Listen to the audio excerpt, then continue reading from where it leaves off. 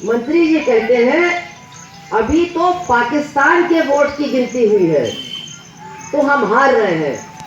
जब भारत यानी भाजपा का जब वोट खुलेगा तब हम जीतेंगे। तो इनका क्या मतलब है?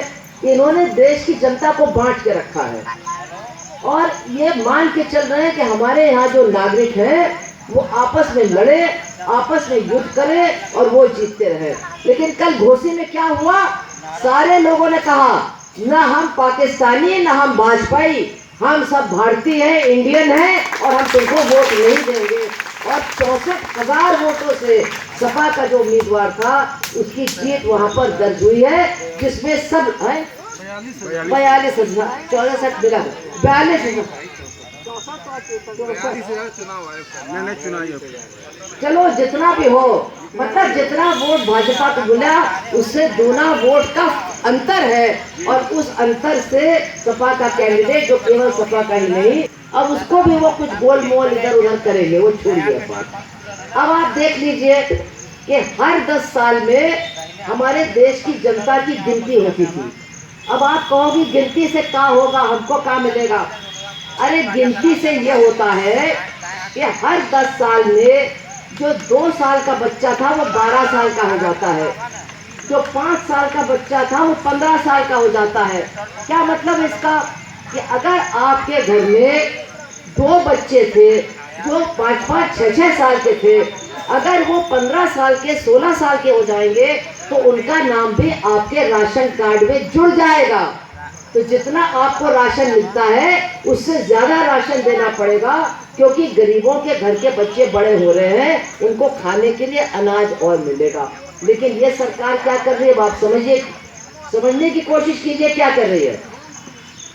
सबसे पहले तो उन्होंने लोगों की गिनती करना ही बंद कर दिया है।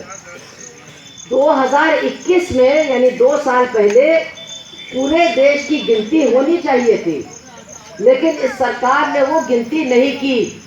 अब उसका नतीजा आपको मालूम है क्या है? 10 करोड़ लोग गरीबों के घर के जिनका नाम राशन कार्ड में जोड़ा जाता, वो 10 करोड़ लोगों का नाम राशन कार्ड में नहीं जुड़ा है। यानी 10 करोड़ लोग जिनको कम से कम आधा पेट राशन सरकार की तरफ से मिलता, वो भी अब उनको नहीं मिलेगा। तो आप समझ लीजिए ये किस तरह से चोरों और डकैतों की सरकार है। अब हम क्या मांग कर रहे हैं? हम तो ये कह रहे हैं कि भाई गिनती तो आपको करनी पड़ेगी। ये तो हमारे देश में कानून है कि सबकी गिनती करो, लेकिन इसके अलावा हम जितने लोग यहाँ पर बैठे हैं, हम ये कह रहे हैं कि इस देश में रहता कौन है, कौन कौन लोग रहते हैं, इनकी भी गिनती करो।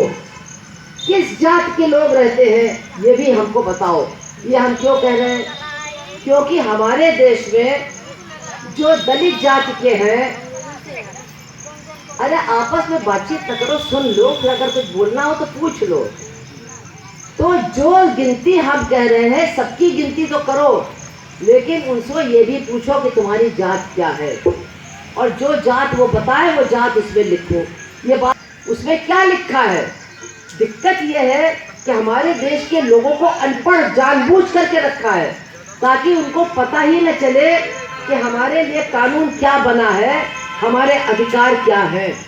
हमारे देश के संविधान में हमको अधिकार मिला है कि अगर आप दलित जाति के हैं, अगर आप आदिवासी हैं और अगर आप पिछड़ी जाति के हैं, तो आपको पढ़ाई लिखाई में, नौकरी में आरक्षण मिलेगा, सरकार आपको जगह देगी और आपके बच्चों को भी पढ़ने लिखने का और नौकरी पाने का मौका मिलेगा।